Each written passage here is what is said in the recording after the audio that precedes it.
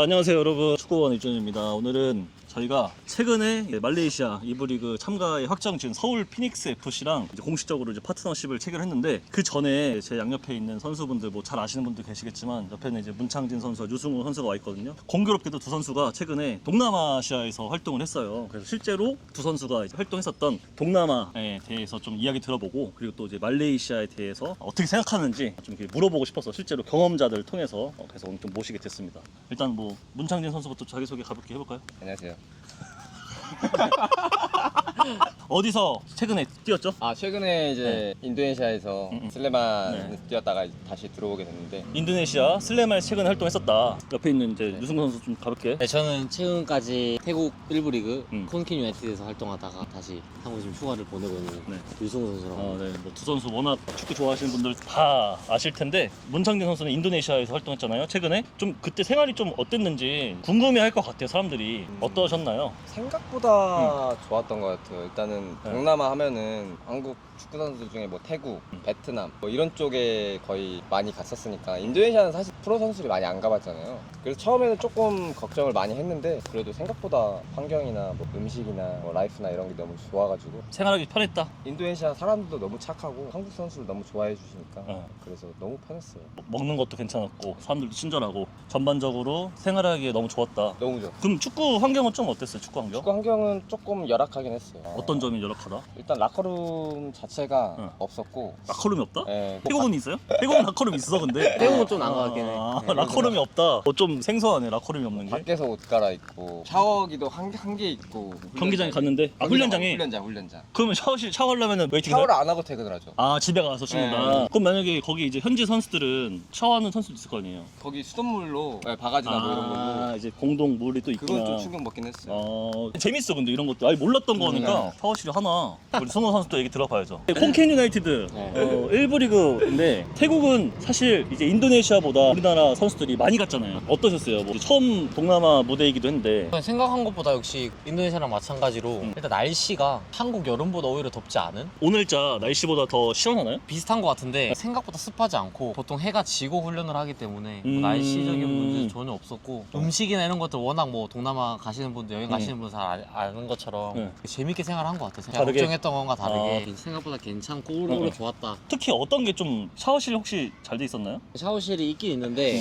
뜨거운 물이 안 나요. 더우니까. 근데 그건 당연한 거 해 아니야? 지고 훈련하면 좀 추워지니 땀 씻고 춥잖아요. 근데 이제 뜨거운 물이 안 그렇구나. 나니까 저는 집에 가서 씻긴 씻었는데 선수들은 그 라커룸에 씻긴 씻더라고요. 시원하게. 이제 얼음도 많이 하잖아. 아이싱도 많이 할 텐데 동남아는. 더운 것 같아도 운동 끝나면 춥거든요. 이제 동남아 수준에 대해서 좀 궁금해 하실 것 같아요. 태국, 인도네시아 수준은 좀 어디랑 비교해야 될까요? 아무래도 선수 생활했던 이제 K리그랑 좀 비교하면은 뭐 어느 정도 수준이다? K리그랑 비교하면 좀 많이 떨어지고요. 압박이나 경기 템포 같은 게 많이 떨어지는 것 같고, 그 대신 이제 용병으로서 태국이나 뭐 인도네시아로 가게 되면은 용병으로서 그 비중이 커요. 용병이 용병이 어떻게 해주냐에 따라서 그 팀의 성적이 갈리기 때문에 그런 부담감은 오히려 더 크다. 용병이 몇 명이 있었어요? 콘켄 유나이티드는? 저희는 4명 있었죠. 4명? 슬레마는? 저희 8명, 8명 많이 있었네. 그 8명이 다 뛰어요? 6명 뛰어요. 6명? 오, 많이 뛴다.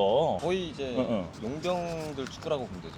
로컬은 사실상 5명 비중이 뛰는 거니까. 반반이네. 인도네시아는 반반. 태국은 4명이 다 뛰나요?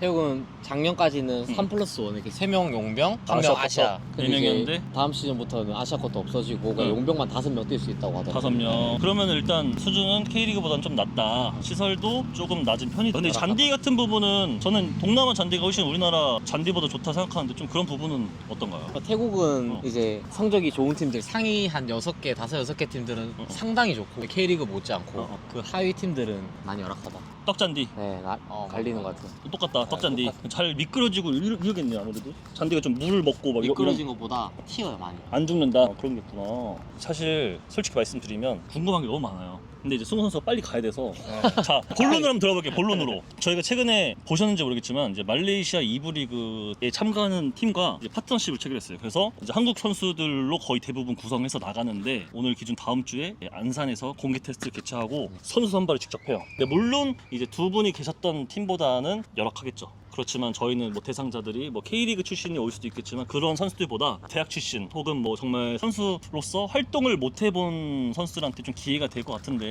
두 분이 생각하시는 이제 말레이시아 축구 리그는 좀 어떤가요? 그냥 개인적으로 말레이시아 리그는 접해보지 못하고 시청한 적도 없어서 음. 잘 모르긴 하지만 음. 조호르 같은 데 조호르는 뭐 원탑이잖아. 보면. 엄청 유명한 팀이잖아요. 그래서 말레이시아도 되게 나쁘지 않다고 들었거든요. 음. 같은 동남아권이면은 비슷비슷하지 않을까. 음. 그리고 선수들한테 엄청난 좋은 기회가 되지 않을까. 대표님이 선발하는 거예요? 아 저도 있고요. 모농 뭐 이제 감독도 같이 나와서 선발하고 팀 이름이 서울 피닉스예요. 한국 팀이 말레이시아 리그 참가하는 거예요. 그래서 서울 피닉스 관계자도 오셔가지고 같이 선발을 하는데 한국 팀이 말레이시아 리그에 들어가서 한국 자본이 투입된 팀이 말레이시아 2부 리그에 참가를 하는 거예요. 그러면은 한국 선수들이 11명이 뛰는 거예요? 솔직히 정확하게 모르는데 일단 지금 구성원이 한 26명 정도로 예상하는데 20명을 한국 선수로 갈 예정이에요. 6명만 용병 선수로. 그게 가능한가요? 그 말레이시아 2부 리그는 가능하대요. 1부 리그는 사실 어떤지 잘 모르겠는데 2부 리그는 가능하다 해서 어찌됐든 간에 저는 한국 선수들에게 좀 기회가 될 것 같은데 이제 마지막 좀 질문 한번 해볼게요. 선수 생활을 우리 어렸을 때부터 했잖아요. 아무래도 이제 말레이시아 2부 리그 하면은 저는 아무래도 20대 초반 선수들이 많이 지원하지 않을까 싶어요. 그때 당시 두 선수는 이제 프로 생활을 시작했었잖아요. 정말 훌륭한 팀 레버쿠젠도 갔었고 근데 20대 초반 이제는 30대가 됐고 20대 초반 선수들이 좀 어떤 걸 좀 생각하면서 축구를 하면 좋겠는가 뒤돌아봤었을 때 선수 선배로서 그런 메시지를 좀 전해줄 수 있을까? 저부터 한번 얘기해볼게요. 저는 이제 선수들이 대부분 돈을 많이 벌고 싶었잖아요. 돈. 누구나 돈을 벌고 싶어하는 건 똑같다고 생각하는데 돈을 벌 수 있는 저는 그 시기가 있다고 생각해요. 그러니까 예를 들어서 누군가는 20대 초반에 돈을 많이 벌 수도 있고 누구는 40대 벌 수도 있고 30대 벌 수 있겠지만 1번이 돈이 되는 순간부터는 선수 생활이 많이 어려워지는 것 같아요. 탑 클래스 코스를 밟는 선수가 아니라 하면은 그렇게 저는 이제 돈을 먼저 벌고 이런 것보다는 선수 경험을 쌓을 수 있는 곳에서 그걸 밟고 뭐 스텝 바이 스텝으로 가야 되지 않나. 뭐 말레이시아 2부 리그에 대해서 환상이 있는 분도 계시겠지만 굉장히 열악할 거예요. 분명히 어려울 거고. 그래서 저는 이 발판을 삼아서 이제 다른 무대를 가고 싶어하는 선수들이 도전했으면 좋겠다 이런 좀 메시지를 전하고 싶고요. 그 다음에는 이제 생각을 안 한 것 같아서 승호 선수부터. 저는 이제 30대가 돼 보니까 축구 그냥 제가 팀에서 소속되어서 경기를 할 수 있고 축구 팬들 앞에서 같은 팀원들과 훈련을 하면서 경기장에서 나갈 수 있다는 것 자체가 되게 감사하더라고요.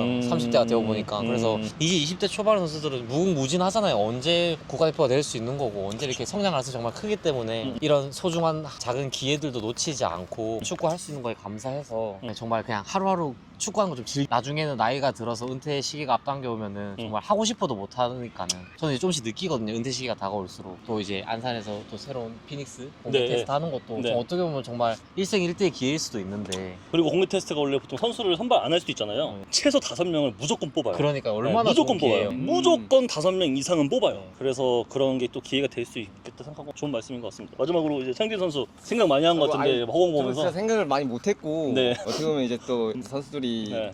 여기에서 하이나이트에서 지원을 하는 선수들도 있을 거고 새로운 무대를 도전하게 될 텐데 꿈은 좀 크게 가지면 가질수록 더 나아가기 쉽다고 하는 것처럼 꿈을 또 크게 갖고 이렇게 말레이시아 또 2부에서 또 1부로 더 갈 수도 있는 부분이기 때문에 가서 많이 또 성장하고 선수들이 높은 곳을 더 올라갔으면은 꿈을 크게 꾸고 이제 1부 리그를 목표로 도전 한번 해봐라. 이런 메시지로 정리하면 되겠죠? 그쵸. 시간 내줘서 감사하고 이제 마무리를 좀 해야 될 것 같아요. 오늘은 이제 두 선수 저는 이제 두 선수의 메시지가 중요하다 생각하는 게 어떻게 보면은 진짜 그 황금기를 맞이했었던 선수 생활 시절도 있잖아요. 그러니까 그 고점을 찍었던 순간 물론 지금 뭐 하락이다 이런 것보다는 선수로서 정말 진짜 내가 엄청 기대와 팬들의 관심이 사랑과 많이 받았고 이럴 때도 있었고 정말 힘들었을 때도 있고 슬럼프를 겪었을 때도 있고 근데 그런 거를 다 겪어본 선수들과 이야기를 하는 게 또 동남아시아에서 최근에 뛰었었고 동남아 리그가 어떤 상황인지 또 어떤 걸 느꼈는지 이런 걸 또 들어볼 수 있어서 너무 좋았고요. 그리고 앞으로도 우리 문창진 선수와 유승호 선수의 또 도전하는 것들에 대해서